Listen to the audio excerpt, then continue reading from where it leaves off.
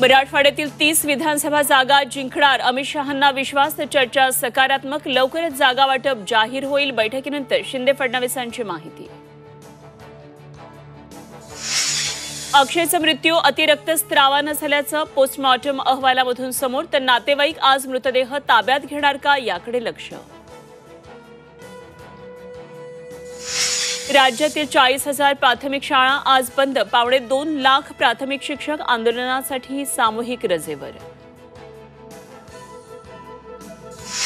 आजही पाऊस बरसणार, रायगड जिल्ह्याला रेड अलर्ट, तर मुंबईसह ठाणे, पालघरला पावसाचा ऑरेंज अलर्ट।